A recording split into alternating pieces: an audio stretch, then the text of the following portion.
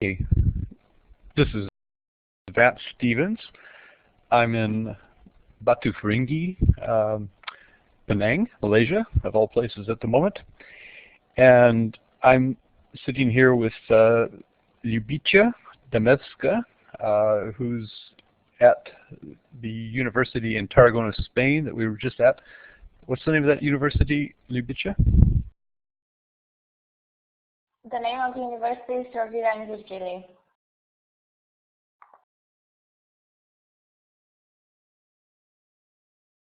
Okay, thanks. And Ljubica is using webcam, and there she is in the webcam. And she has been working with Dr. Christine Appel, who gave a presentation at the CAL, the 17th, I believe, annual, CAL research conference about Tandem MOOC.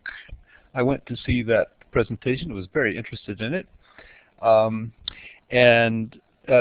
Ljubica is a grad student working with Dr. Appel, and she's going to tell us about some of the data that the MOOC generates.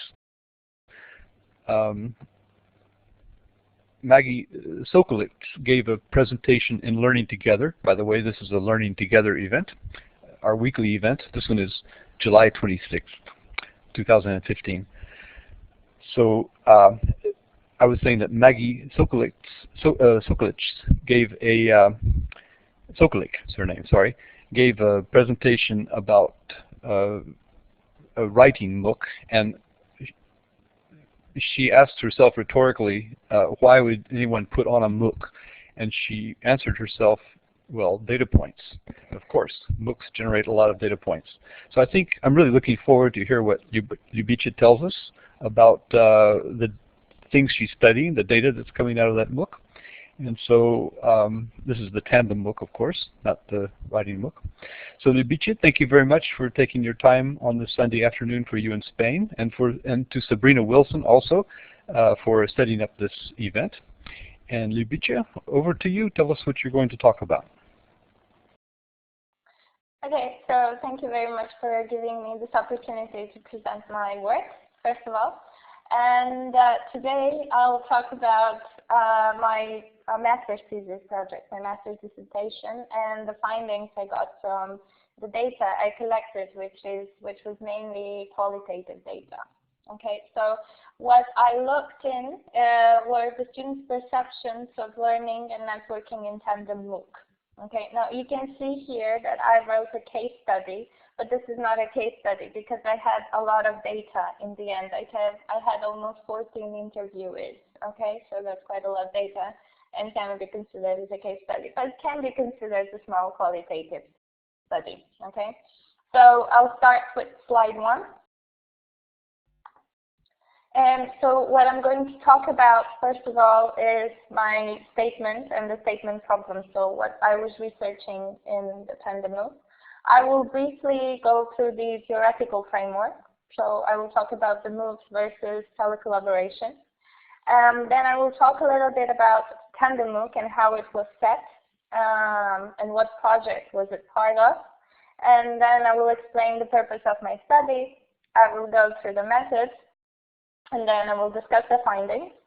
And as I will also provide some of the recommendations for the future editions for Tandem MOOC, basically for the next one. It's going to happen next year. And well, I'll also talk about some of the limitations of my study and topics, fields for further research, of course, if we have time, if the time allows us. So yes. So I'll just start with slide 1, if that's okay.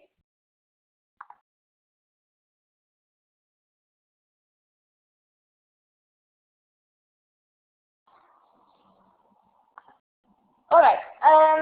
So as we can see here from the statement, the most effective way to learn a second language is by using it.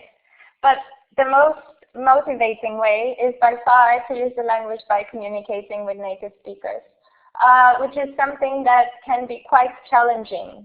Okay, because mainly the problems I see as an English teacher as well is basically the availability of native speakers.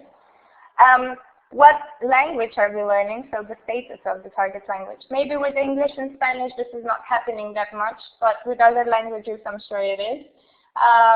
And well, also whether, hello? Oh no, on my audio is fine. Okay, so, and basically, so this, okay, thank you. So the status of the target language, as I was saying before, and also whether we are respecting the criteria for successful learning. So whether these two people are communicating through a meaningful task, whether we are getting enough exposure to the target language, whether we are getting enough feedback so we can correct our mistakes, whether we are getting enough support in terms of different kinds of materials, books, internet, whatever we can find, and the appropriate one, and whether we have enough motivation actually to continue with this, with learning the foreign language. Okay, so to me, these were one of the problems couple of problems that I was looking at. Any questions?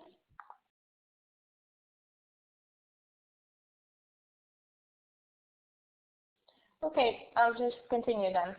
All right. So what I looked at when looking at theoretical framework were the MOOCs on one hand, which a couple of years ago, more precisely in 2011, created a boom in open education. And well, they also research so far found that MOOCs have great potential, especially when it comes to developing critical thinking. And but do we have questions for the previous one?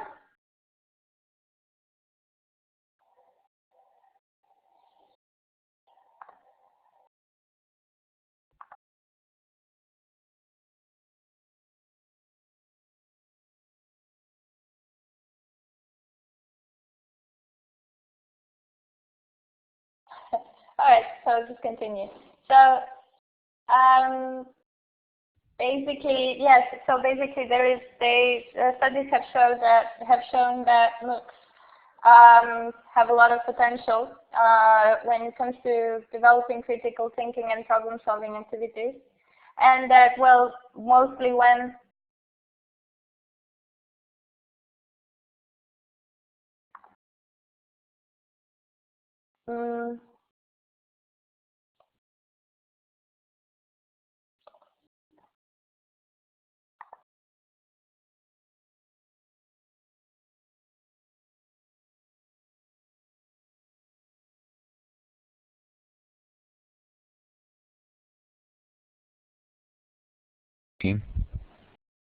Yes, okay.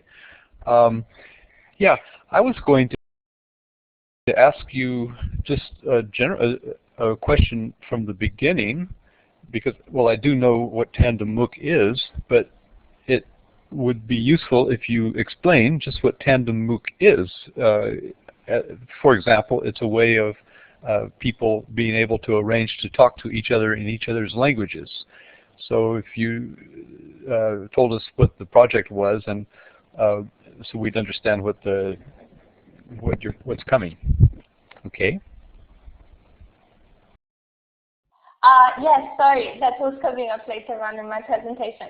Yes, so basically Tandem MOOC is a project coming from the Speak Ups project, which was a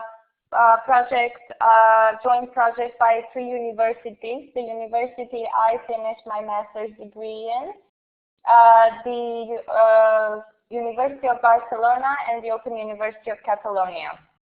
In this project, what the university did is they developed a platform called Speak Ups platform, and they also developed 3 tools for communication. One of the tools that was used for the Tandem MOOC was the Tandem tool, and this tool was basically the main tool for the course. What Tandem MOOC did is it was helping students to arrange meetings with other students and to talk with each other through meaningful tasks. So it was not only just pure communication without anything, but it was also giving them topic to talk about, okay? So it was more structured as a course. And also an important thing to add is that the course was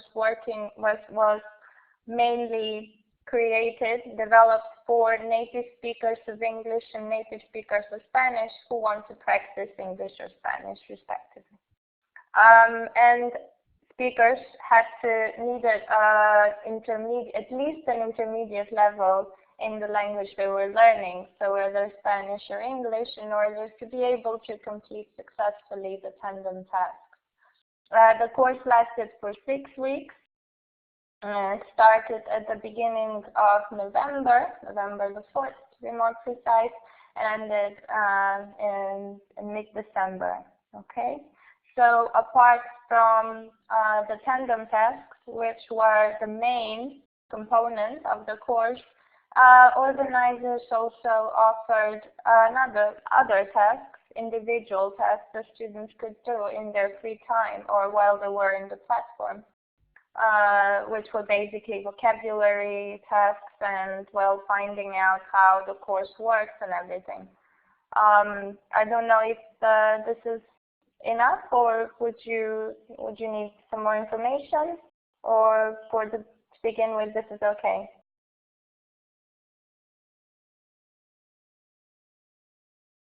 That's okay for me.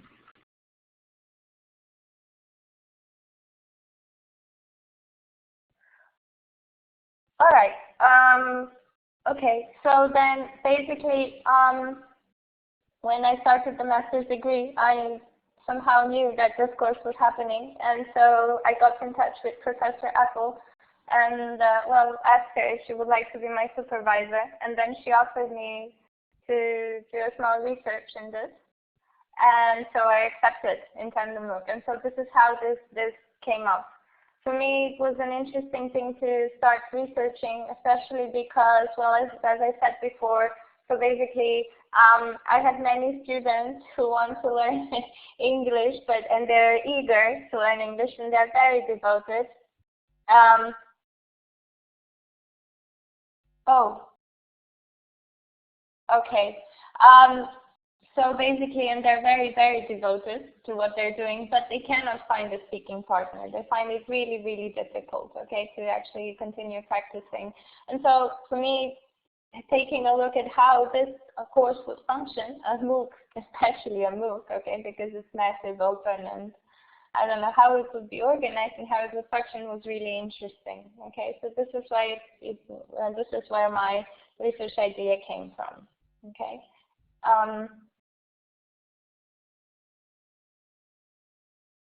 Okay, and so basically this is where also the statement came from, and the problem, okay. All right, and so what I did is I took 2 theoretical frameworks, so basically the MOOC framework and the telecollaboration framework. Now, telecollaboration has been going on for a while now, okay, but the problem with telecollaboration is that, well, although some studies have shown that telecollaboration increases second language skills and intercultural communication, and also, well, increases the awareness of illiteracy, how people use computers and how they make their way with all the computer tools and everything. Studies do show that, well, basically, the settings that telecollaboration users use are very, very controlled, unlike the MOOCs, where you have an open setting with people coming in and going out whenever. Okay, and then, yes, so basically, telecollaboration is closed, whereas MOOCs are much, much more open. All right, so what the course aim was to somehow blend approaches from MOOC. Okay, I will continue. So what the course did is that it blended approaches from book and approaches from telecollaboration to make it work, to make an appropriate course for people to develop their oral skills and oral communication abilities. Okay.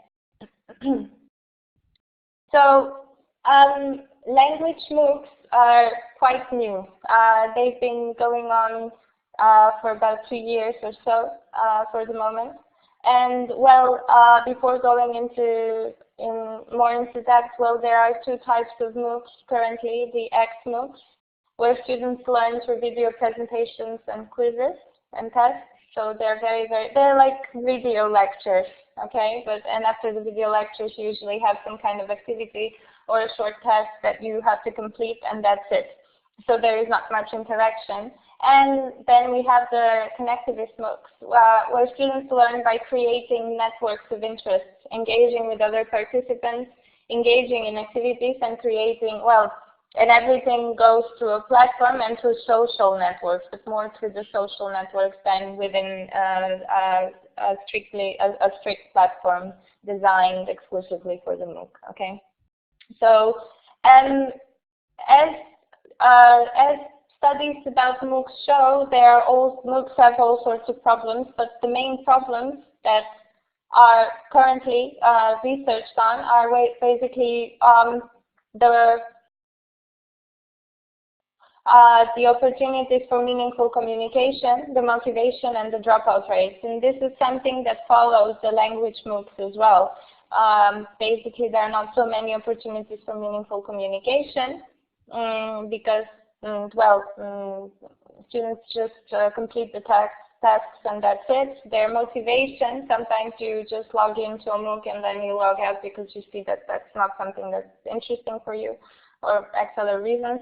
And well, of course, the dropout rates, very few people actually complete the MOOCs. Okay, any questions so far? When you say very few people completed, what are the exact rates? Well, imagine if a MOOC has about 100,000 participants, only 7% or 8% complete the MOOC. So that's a very, very small rate of people who completed. And this is what's going on usually. I didn't get the essential word. What if there are, say, 1,000 people on the MOOC? What can you give it in percentages? It's easier to understand.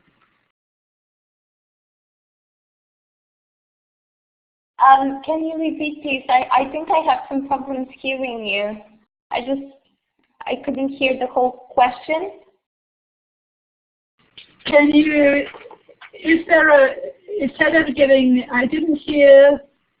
How many people complete a MOOC on average? Is it 5%, 10%, 20%?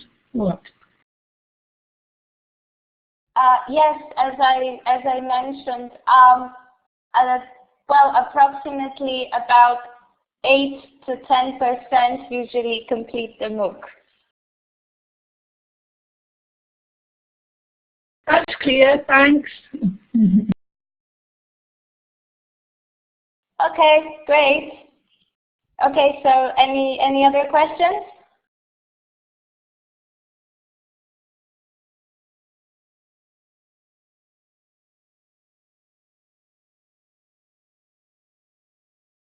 Yes, Tandem got 13, but you should also take into consideration that Tandem MOOC was very small. It had about 1,284 participants. But yes, the percentage was much higher, mainly because Tandem was highly communicative. It was for communicative reasons, and people felt that they were involved a lot in the MOOC and that they were communicating, and so this is why they felt motivated to continue further. Okay.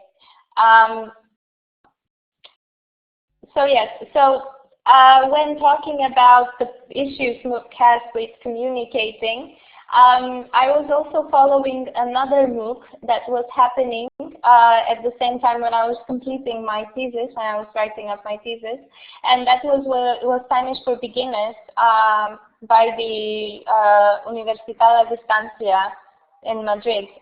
This MOOC was distributed through Iversity, and well, I did like a screen grab, screen print, and as you can see, it's mainly, I don't know how you read Spanish, but mainly the activities are, for example, listen and repeat. So the users were watching a video, and then they would repeat again what the video, what the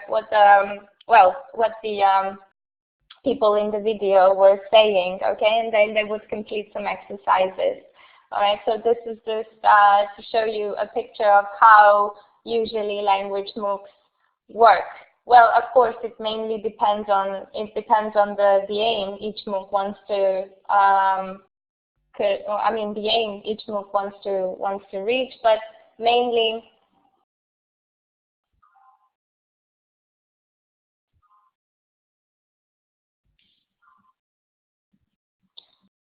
yes, yeah, I would say so, yeah.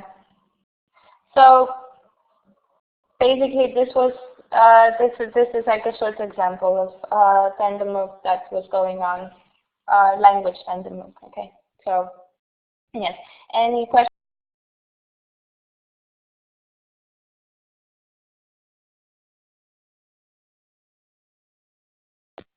Yes, student speaking was recorded. Yes. Everything, yes, student speaking was recorded, always. And basically students, if they wanted, they could access their recordings in their portfolio. Each student had an online portfolio where they could access their recordings and the feedback they received, okay? Because also one important part of the course was that users gave each other feedback.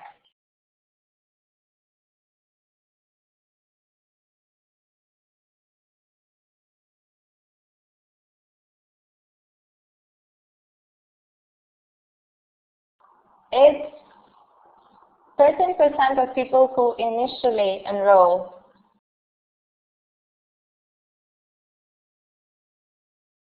But usually those who enrolled initially, well, they actually started the course. They did something, and then they dropped out. But yes, it's the people who enroll initially in the course, not who really actually start.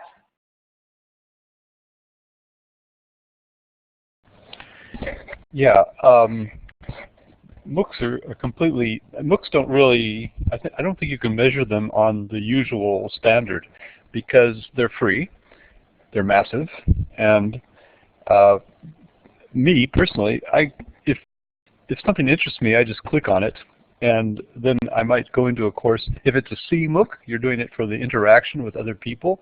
You don't really necessarily want to complete the course. If it's an X MOOC, where you really do need to complete the course, you might still just go into it to see if it interests you or if you like the style, or you might get something out of it, but don't really care if you complete it or not, but just do it to get something out of it. So the motivation, I think, for people to take MOOCs is you know, not at all the same. So as for a conventional course, because there you pay money to go to it, and if you don't continue it, you lose something. But with a MOOC, you don't lose anything. So a lot of people, I think, just take them, and that's why the attrition rate is so high.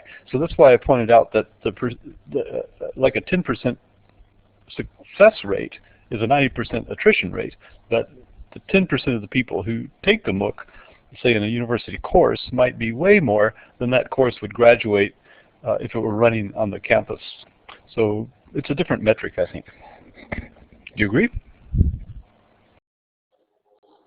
Yes, definitely. I definitely agree. The thing is that what I was pointing out is that this is the research that is currently carried on. So basically, a lot of people are taking a look at the attrition rate. So why there are so many attrition rates? But I personally, I don't know. I logged into many MOOCs, And I don't know, there are not many MOOCs that I finished either, because I also see it that way. I see if something interests me, well, I just log in and check it out, and then if I see that, well, that's not the information I want to see. But I think that with languages, it should be a bit different, because with languages, the course should motivate you to continue and to learn the language, right? Because usually if you enroll to learn a language, then you are interested in learning a language and you have something from it. You know, you want the course to give you something that you will stay with it and you will feel that you have learned something more than you would get in a conventional classroom. And what I'm trying to say is that the courses so far, of course, depending on their aim, but the courses so far mainly work as MOOCs, so as traditional MOOCs. So, and this is why there is still a big dropout rate as well, because people are like, oh, I'm not interested, so I'm going out. And it should be the other way around, because, you know, language courses nowadays are also expensive, and, you know, if you already enroll in a language course, well, you might want to finish or get something out of it. And so this is why I think that this is very interesting, because it follows a different approach. So it follows you being the teacher and you being the student at the same time. So getting a lot from, I don't know, for me it's like getting more this awareness of how your language works in first place, and also, well, learning the language that you want to learn to become better in the second. Okay, so this is why I think that Tandem MOOC was initially more successful, because it had these two components that other MOOCs don't. I don't know if I am, well, if I'm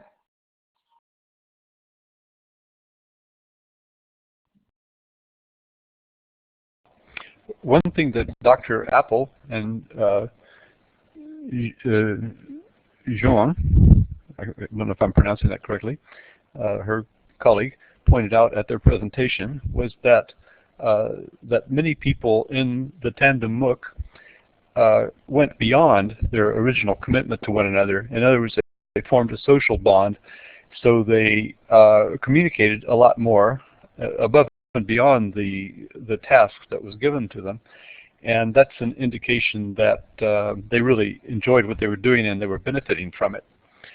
Perhaps that's a better metric than whether they completed the course or not, because when people are learning a language, they're not really trying to, they're not, you don't do that by saying, I'm going to do this, this, and this. You do it by wanting to learn it, by understanding. That may or may not be a course. It could just be an interaction.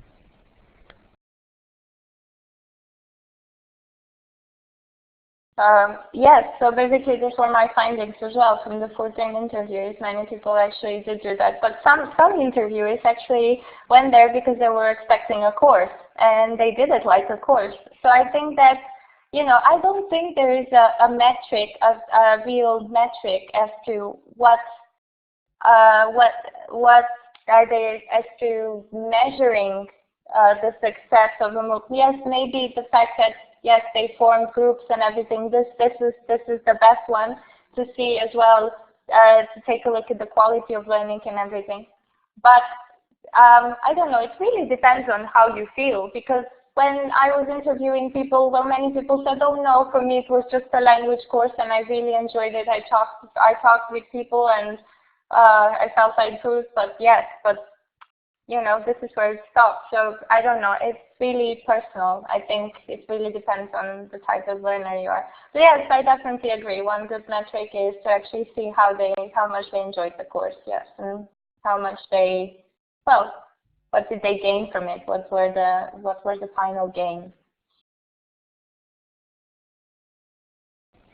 So if we talk about attrition rates, we're not really we're not addressing at all what succeeded with the course, because given that the people enrolled in a MOOC are so high, the people who do it are so high, even though there are many who just come along for the ride and drop out. So that's actually, I would like to hear maybe soon more about your findings and what you found from it.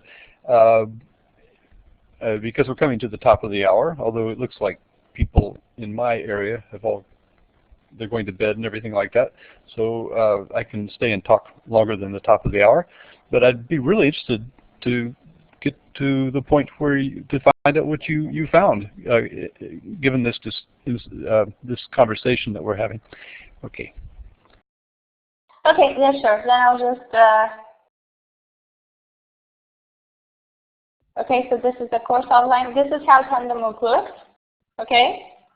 So as here you have the tandems that you could engage in, and here you have the calendar where you put your availability. I'm just setting up a little bit the Tandem MOOC. Okay. So all right. So this is when you logged in. The first thing you saw was this. Okay. So on your left you had the latest news where you had different topics. And then, well, you have different tools here, all right? So frequently asked questions, suggestions, all right? Here you could access your portfolio in the center, and you could see the ranking, your ranking, and the ranking of other participants. Okay, so I'll just, all right, so these are the short statistics.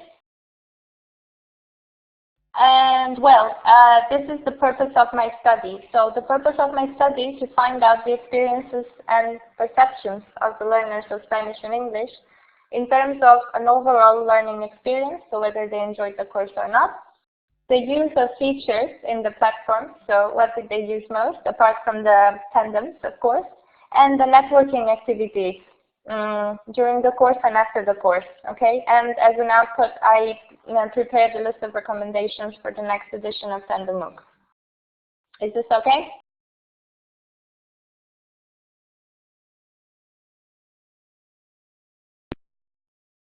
Yes, fine. Yes, fine for me. Okay, before I continue, I see that Sabrina mentioned something about motivation. I'm curious how many of the students who enroll were first time to learning online. I don't know. That's something that I do not know. I don't know. Usually people had some experience. Most of them did have experience in learning online. Well, learning. Previously they had exchanges with other students on Skype, so I don't know if I'm answering your question, Sabrina, before we continue.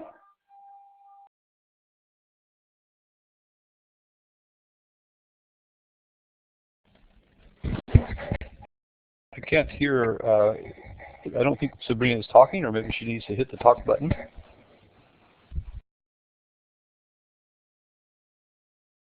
Yeah, no, I can't hear her either. I don't know, but I think she's writing, so I'll just wait.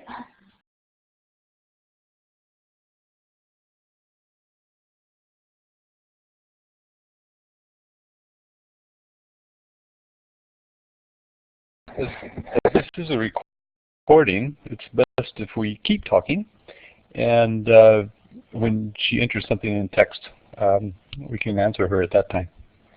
So do you want to carry on?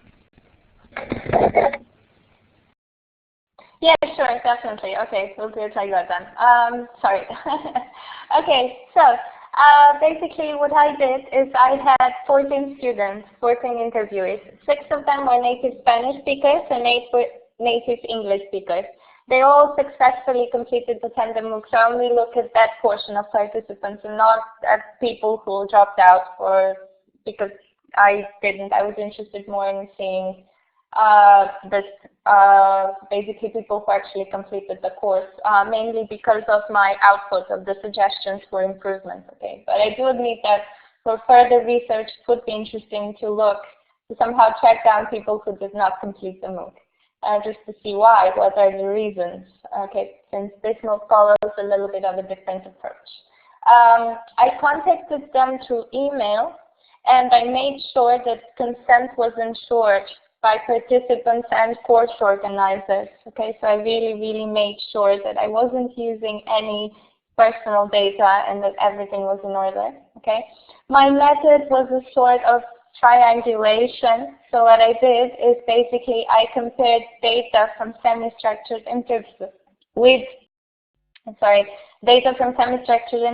with data from the post-tandem survey and data from participants' logins. So for example, if I had student 1, then I would compare, for example, the question on overall learning experience, whether he enjoyed it or not. I would compare it with the login, so how many times he logged in,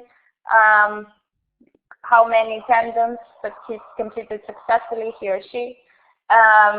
Okay, so, and his reply from the post-tandem survey. Okay, so what did he reply? All right. Any questions so far?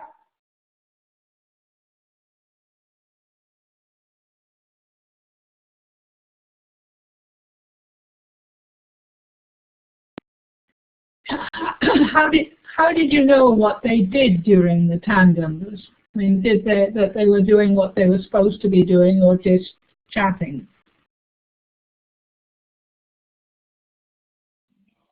I had the data because their tandems were recorded. So when I went to their portfolio, I had the data so I could see whether they were chatting or completing the exercises. I could hear them because I could replay the recording. So this is how I knew what they were doing and whether they were enjoying or not. Yeah, some of them were, but I think that's okay as well. I think that's okay because those who chatted, then they formed closer bonds and they continued doing lots of prearranged MOOCs, which is also nice to see. And yes, but I could access the data. Okay, so I had my login and my password. Doesn't it take a long time? How many people did you have to listen to? Just the 14 or all the people on the course? Just the 14, yes, and yes, it does take a lot of time because as you can imagine, these 14 people were actually those who were most motivated. So top 10 in the ranking. So they did about, I don't know, 24 to 40 tandems. And so yes, it did take me a lot of time. But what I did is basically I only included data that was, I really had to focus on what I wanted to include and summarize. Okay, so this is why not all of the data I found is included in my master's thesis dissertation. I only did a part of it. Okay, otherwise there is much more that can be used and investigated further on. But yes, well, due to time restrictions and, well, I had to narrow down all the data I gathered.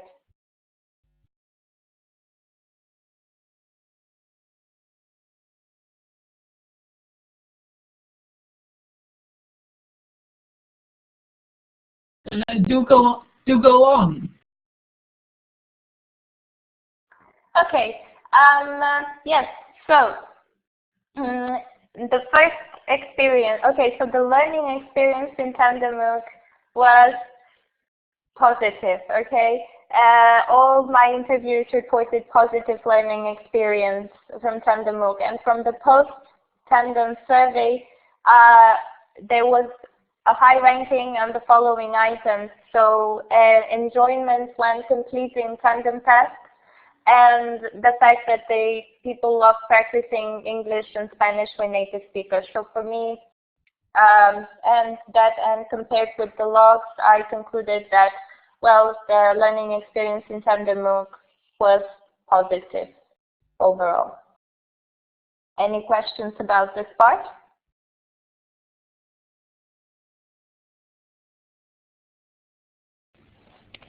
Well, I saw the presentation by Dr. Appel, and it was obviously very positive. I was really surprised at the positive aspects, especially the effective ones, and also, well, as we mentioned already, the fact that people would just continue talking.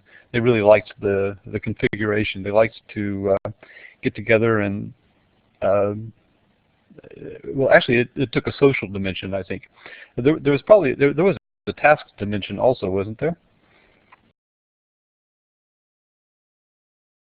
Yes, there was. Yes, there was a task dimension as well.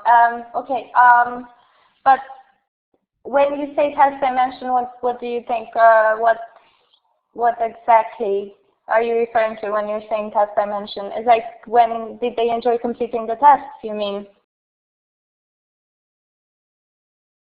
Well, were they supposed to just set their own goals, or were they were put together to? It wasn't haphazard. It was organized. So how was it organized? I had the impression that they had something. I can't remember what it was, but they had to. They were supposed to do something. They were given instructions at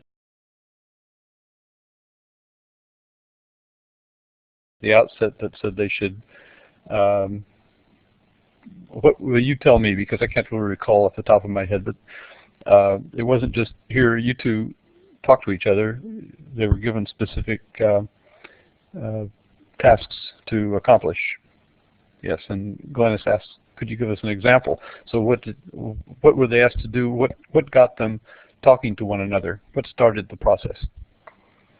Okay, so first of all, when the MOOC started, students would just log in, and then if they wanted to do a tandem, the program, because it was like a chat roulette, okay, a random tandem, so the program would arrange a tandem session with a partner, okay, and they would engage into a task. So they had a role play or a problem solving task. So for example, find the 8 differences. So if we start with, you know, the simplest one, which is find the differences in the picture, so they would have basically the same picture, but with differences, okay, and they would have to talk about the differences. And well, solve the task, and then they would have to go on to a second task and complete it with it was either similar or different. They would have to complete the task, okay? So for example, first they had to agree whether they started with Spanish or they started off with English, and then they would have to swap, okay? And the main thing was that there was no exact time measurement, so what participants had to be aware of is that they needed to practice English or Spanish in the same amount of time, okay, more or less, all right? And some people didn't. From the logins, from what I could see, some people would just ended up talking English or ended up talking Spanish, or it really depends. But many people did do it correctly, okay? So basically they distributed the time. So for example, 15 minutes for this task and 15 minutes for the other. And then they did like a social tandem, so they were talking to each other. And so basically this was it. So they were guided by a task, by a speaking task.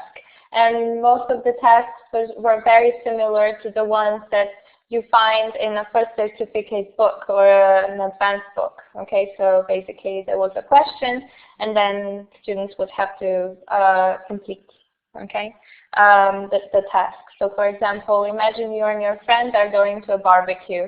Okay, so what items are you going to take with you? All right, or so there are 8 differences in this picture with your partner. Try and find the 8 differences. Okay, so people would ask and answer each other's questions. This was one part of the whole organization. Another part of the organization is that it was really structured in terms of feedback. So when you ended the tandem session, when you completed the task and you ended the tandem session,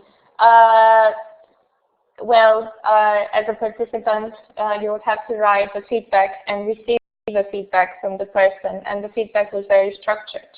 But the good thing is that sometimes the moderators of the course would guide students through the whole feedback process, and would say, okay, so maybe in this task you should focus more on this, you should focus more on pronunciation, or maybe in this task you should focus more on vocabulary. okay, so that people knew more or less what to write in the feedback. Because even though the feedback was very structured, if you're not an English teacher, you might have difficulties in actually saying, oh, I got pronunciation, what am I going to write here? Okay, so sometimes that can be a bit, you know. And it often turned out that people gave a very, very general feedback, okay? But anyway, feedback was the second part of organization. And the third part of organization was the calendar. There was a calendar that people, well, just put their availability in, and this was, at the beginning at least, for the first 2 weeks, it worked well, because when you don't know the participants very well, and you don't know exactly your availability and more or less, well, it was a very good guideline for people to see when are the peak hours, and, you know, which hours are the peak hours so they could continue, so they had more success in actually finding a speaking partner. I don't know if I'm answering your question. That's very clear. Can I ask you a completely... That's very clear. Can I ask you a completely different question? What platform were you using? Were you using Blackboard or something different, like Moodle or something? The platform was called SpeakUp, and it was very, very similar to a Moodle platform. Okay, the way it was organized and arranged, it was similar to a Moodle platform.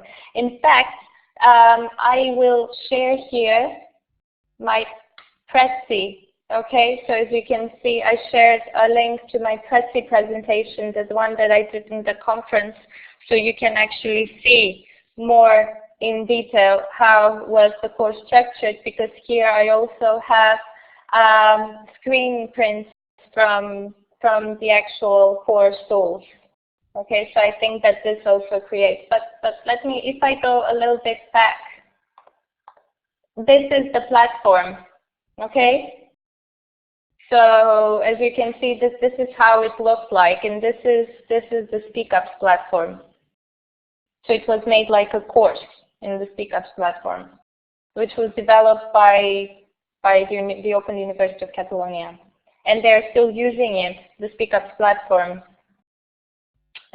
They still use it for different you know, you can, for example, you can open a classroom there and actually do all sorts of collaborative tasks. Okay, you just have to write to the Open University of Catalonia and ask for permission, and it's completely free. And then you can even reuse materials that are there. Okay, let me just, I don't know if Vance, if you're okay with it, I can just share a little bit of the Prezi presentation about the SpeakUp platform and the 3 components, if that's okay. I know this is a bit, we are taking it to another dimension, but you know, maybe just to, what do you think? Learning2gether is very experimental and innovative, so we're happy to try. I would like to say we've been almost on an hour, so possibly we could wrap up shortly, because I'm with my family, and myself I have to anyway, I have to, you know, carry on here. But I would very much like to see if your Prezi will work in this platform.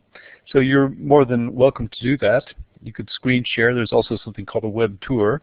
I think the screen share will be better. Why don't you try that? We've had kind of slow voice, so we're not really sure what's going on. But I see you're starting your screen share. So it may not work just because there appear to be bandwidth issues. But let's try. It doesn't matter. We'll go ahead. I see you're doing that, so I'll give you back the microphone.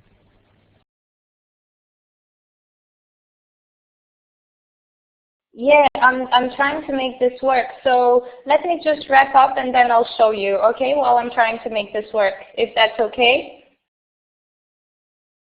So, because I'm trying to make this work and I see that it's loading and I see that there is something going on, but I'm not sure. Okay, so while I'm doing this, wait. Okay, so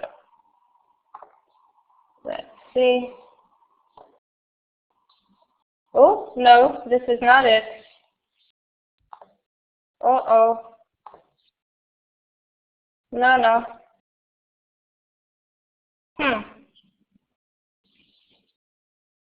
Seems like I have some problems sharing.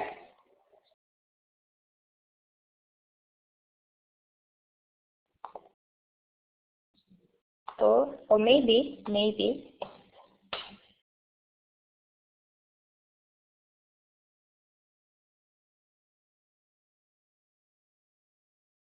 Okay, so this is loading.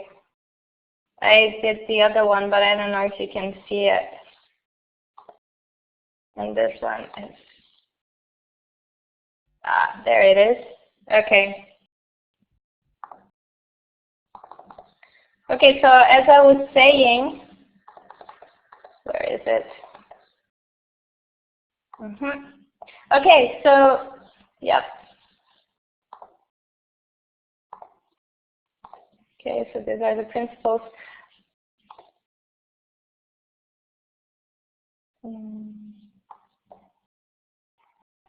Okay, these are the main objectives, the principles. All right, so this is it basically, and this is how the SpeakUps platform works. So you have three components of the SpeakUps platform. The first component is the platform itself, which is very similar in terms of design as a Moodle platform. Okay, and then the second one are the activities. Now, the activities, it might be very interesting for people, especially for teachers. The activities are open for anyone to access and to create them and to modify them. Although these are mainly activities that are made for exam preparation. Okay, so I don't know, but they can be generalized, and you have them in many different languages, not only in English and Spanish, but also, as you can see, you have them in Catalan, in Polish, in many different languages. Okay, so the main aim of the activities is to connect professionals towards the Creative Commons license, so people can create and edit also these activities.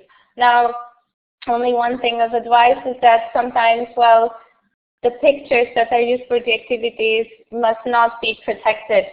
Okay, so they should be also Creative Commons pictures, okay, which can be a bit tricky. So, for example, if you want to use The Simpsons, well, you cannot use them because they're protected, okay. But I'm sure that there are lots of web pages where you can find such pictures, okay, and then you create the speaking activity, all right. And then, well, oh dear, okay, so, and then, well, apart from the activities, you have the tools, all right?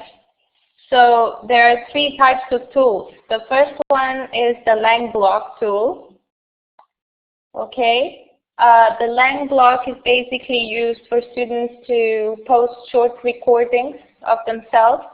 Of course, you as a teacher, you set the task, and then students post short recordings of themselves and comment on each other's recordings. So it's like a video blog, like a language blog, okay? It works as a video blog, all right?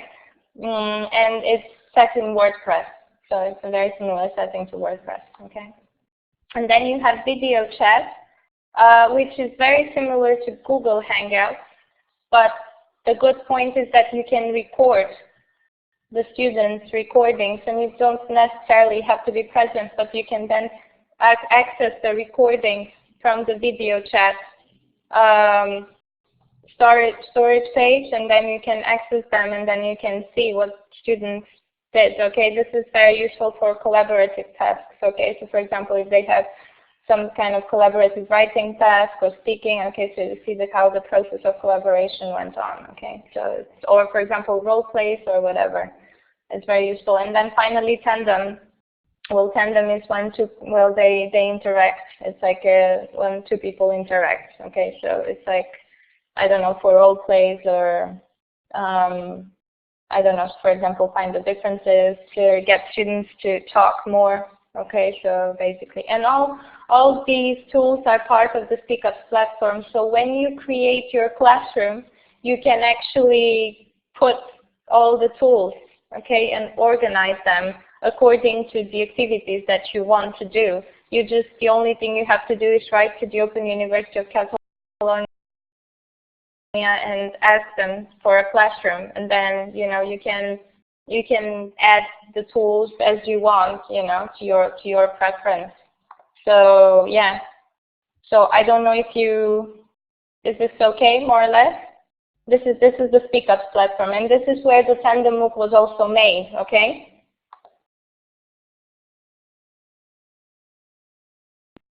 That was very clear for me, thanks.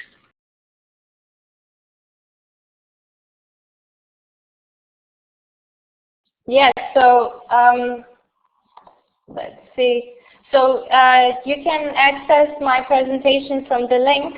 At the end of the presentation I did for the conference, you have the web page of the SpeakUps platform, okay? And where you can find them. So if you want to contact them, you can do that. The emails are working, okay? So everything is working. Yes, yeah, definitely. We can put links everywhere, okay? So it's not a problem. This is material that is free to share, and well, as long as it's very good. It gets a lot of well, I don't know, it's good to advertise this sorts of things, especially because they're free as well. So if many people use it, then many people can comment on what are the problems. Okay. So I'll just quickly wrap up my findings. All right, if that's okay, and then we are done in 5-10 minutes. Okay.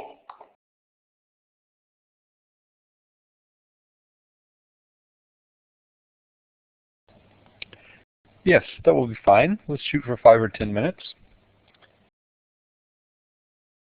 And this is all very interesting. And also it's going to be interesting how it to see how it comes out in the recording. Incidentally, everything is archived at learning2gether.net. I'll put that link in the... Anyway, you'll find the link. This session is being recorded. Any links that you provide us will be put in the archive at learning2gether.net. So there's a set of show notes there that you can add to, or you can also add them to the wiki, Ljubica or Sabrina. Either of you can do that. Okay, anyway, continue. Okay, thanks. So where was I? All right, so I'm just briefly going to tell about a couple of problems that people encountered when they were doing, okay? So sometimes when, although the experience was positive, people had technical difficulties, especially in terms of accessing their recordings, okay? So many people did the recordings, but then when they went on their e-portfolio, well, they couldn't access them, okay? So that was a bit of a shame, but the course organizers were working constantly to improve this, and so, as the course progressed, well, this was not that frequent, okay? But yes, so basically the main positive note that I personally got from the interview is that although they had technical problems, they completed the course because, well, as you've mentioned, Ben, their main aim was to talk to other people and connect with other people and improve their language abilities, okay? So although Tandem MOOC took a social aspect, the role of the social networks in the Tandem MOOC was almost non-existent. Okay, all the social aspects happened within the platform. I don't know. Well, Facebook and Twitter were used only for informative purposes, so not so much, not a lot. So people didn't connect with each other through Facebook and Twitter, but they did connect within the platform, which opens a different kind of window for research as to, why such social tandem was so unsuccessful in the social networks, okay, where it should have attracted even more participants, okay. And then if you go on to Tandem MOOC Facebook or Tandem MOOC Twitter, you can see just by looking at the pages that there was not much activity going on. Okay? Any questions about this part?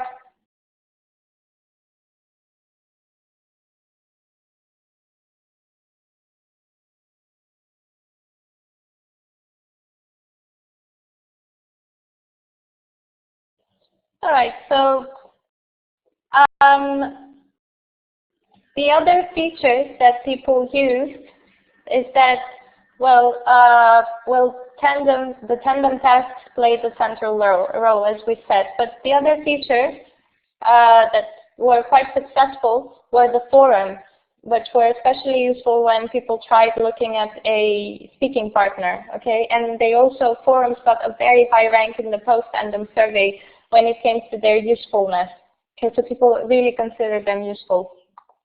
And then another feature was the calendar, also basically to check availability and to find a speaking partner. And finally, something that I didn't mention here is that also a useful feature was the ranking. Okay, because people would check the ranking and then would check availability of highly ranked speakers so they could practice with. All right. So the main problems with the learning in Tandem MOOC was the difference in language level, which sometimes was quite unclear whether we were talking about difference in level or just different varieties of Spanish and English. Okay, because sometimes logins of the participants and findings from the tandem, from the semi-structured interviews I conducted did not match. Okay, so, but the good thing was that students were aware that there were participants with different levels in the course, and that they still went with it and were very collaborative. Okay, so they were helping other students, they were helping students regardless of their level to improve in the language they were learning. Okay, which I found very, very positive. Other important themes that occurred was, of course, what I mentioned before, that Spanish speakers outnumbered English speakers. And sometimes the feedback was too general and there were not enough activities in terms of content and in terms of stimuli. So basically, there were only find the differences or role play or, so they were very, very simple activities, and sometimes, participants had to repeat the activities, and that was sometimes they found it annoying. So basically, in their semi-structured interviews, what they wanted is more activities in terms of, a richer output of activities, so more authentic activities, and they also wanted activities with richer cultural background, because the MOOC, the activities were mainly focused on the Spanish and culture and English from the UK. Okay, so basically, participants said that it would have been interesting to actually take a look at other English or Spanish varieties. Okay, that would help them. All right, and yes, and one important thing, and I think that I will wrap up here, basically, is that 11 out of 14 interviewees are still in touch with each other from the MOOC, and so basically they're still talking to each other. I even have one participant who is visiting another participant. So I think that they formed a really, really useful, somehow they even formed some friendships. Okay, and which was very, very positive. Fluency was only short term, but an increased confidence was noticeable after the Tandem MOOC, and this is what also the participants said, that it happened. And yes, so basically, and these were some of the recommendations I made in terms of, connectivity and usability, so maybe a clearer layout, and maybe a chat to facilitate even further the search of a speaking partner. Then in terms of social networks, so maybe more varied information, but this would be, it really depends, because I think that, considering the fact that Tandem MOOC within the platform was so social, that maybe, again, who knows whether social networks will be successful or not, but yeah, maybe more varied information and not the same information over and over again. And then, when it comes to language learning activities, more richer activities in terms of linguistic and cultural content, and but yes, more variety Especially, I think it will be very useful to add videos as well, or short text, or everything, songs even, whatever. So everything that can enrich the input. And well, as to level requirements, maybe it would be interesting to add a short level test, or maybe a clear description of what intermediate and upper intermediate level is, and what are what are the expectations, the course expectations for the participants. So clearer requirements, I'd say. And well, for the feedback, maybe even clearer guidance as to what students should focus on when giving feedback, because feedback was often quite general. And so I think that students would have benefited more if they were clearly guided as to what they were supposed to focus on. And yes, so that's it. And these are some of the limitations, but since we don't have much time, well, I think I'll just finish here. Okay.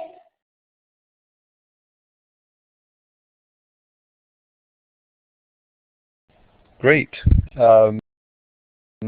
Well, for people who are looking at the recording, they'll see the limitations slide on the screen as they leave so they can read all that. It's interesting. Early on, you said that you thought that people, for studying languages, that they would want to take a course and finish the course.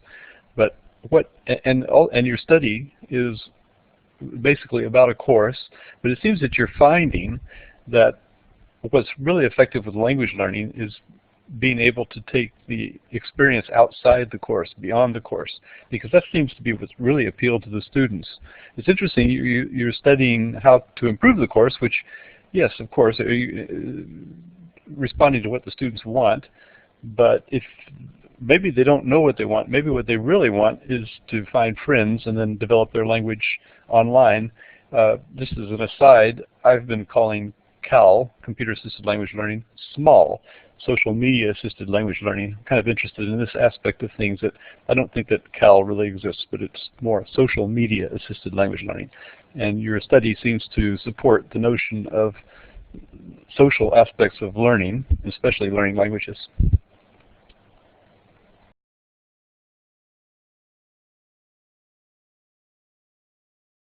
So yes,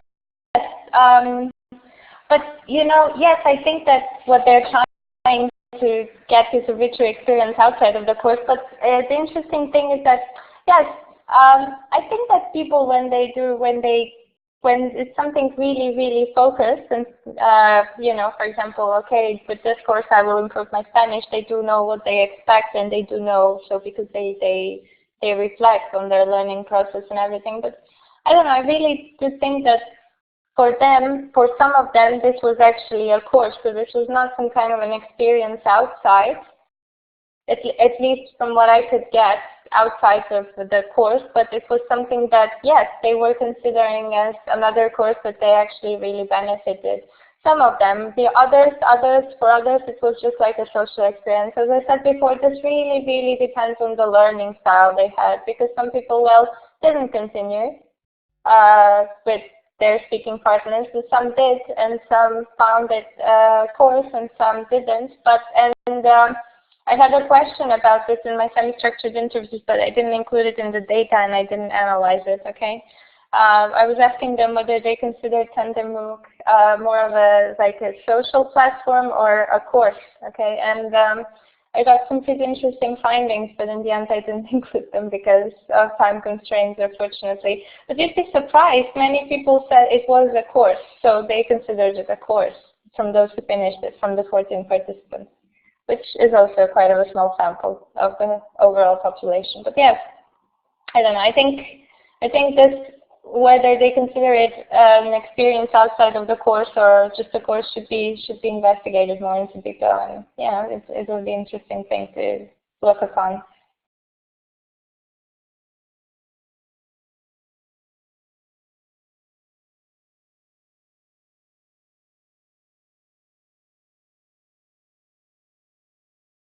I'm not getting any response. Now I am, okay. It's just like a doctor and his patients. When you go to the doctor, you don't really know what you want. You want to get cured, but you can't really specify how you're going to get cured. You might have a different conception before and after visiting the doctor. Let's say, for example, he uses acupuncture or something like that. So you don't really know what you want until you've undergone the experience, and that's why I think people think they want courses. They start with a course, and then they've got their minds set up on a course. But in fact, I see in your data that you're showing the importance of social dimensions. That's what I see anyway. But that's because I'm looking at it through my skewed lens as well.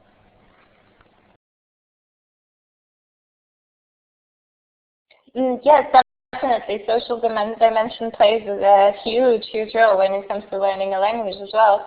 And yes, in this case, it was the social dimension, which was very important, especially when it came. But also, you know, it really, again, I think it's quite individual. I think I should need, before I comment any further, I think I should need to research more in depth what exactly is going on here. But one thing I did find out that goes into, and it goes in favor of the notion of the social dimension being very important when it comes to learning a language, is that participants asked for many features that social media has. So for example, a chat like in Facebook, a chat like in Google Hangouts, or something similar, many similar features, you know. So for example, a news feed, having a news feed or something, which also shows, you know, goes in favor of this social learning and this is also interesting, I think,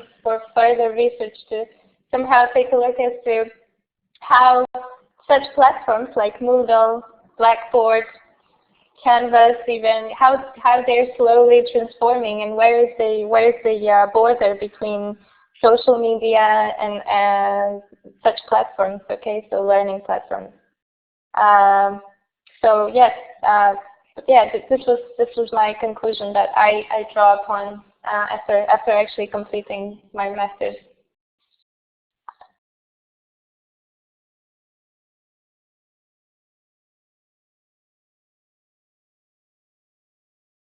I hope you'll come back and tell us more when you've learned more, when you've researched further. Sorry, I was playing with your slides. That was me moving the slides. So thank you very much.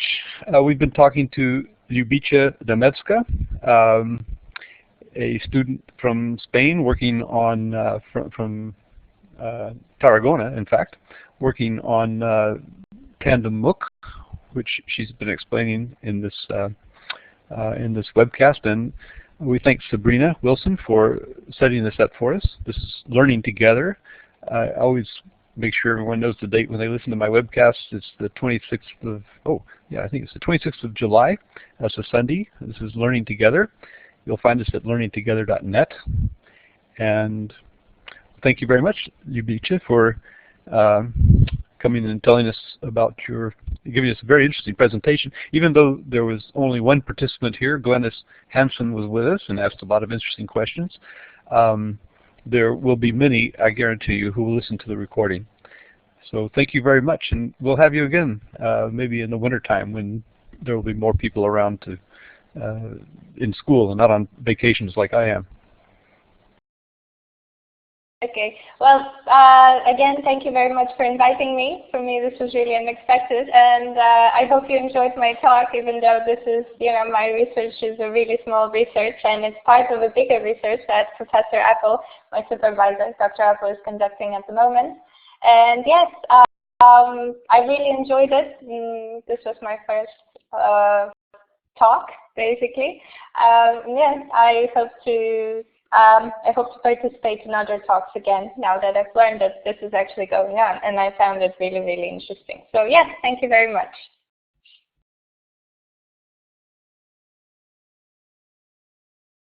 The recording of the talk will be put up very quickly. That wiki, you can find it there. I'll put it there in the next half hour or so, and then later on we'll make an MP3 from it, and we'll make a YouTube video of it as well. And we'll post all that at learning2gether.net, and we'll put it up on our social network sites and all that. And so, again, thank you very much, and we'll see you again soon, we hope. Bye for now.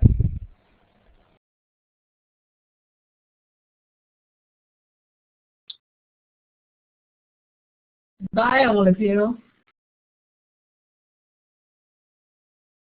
Bye-bye. Thank you.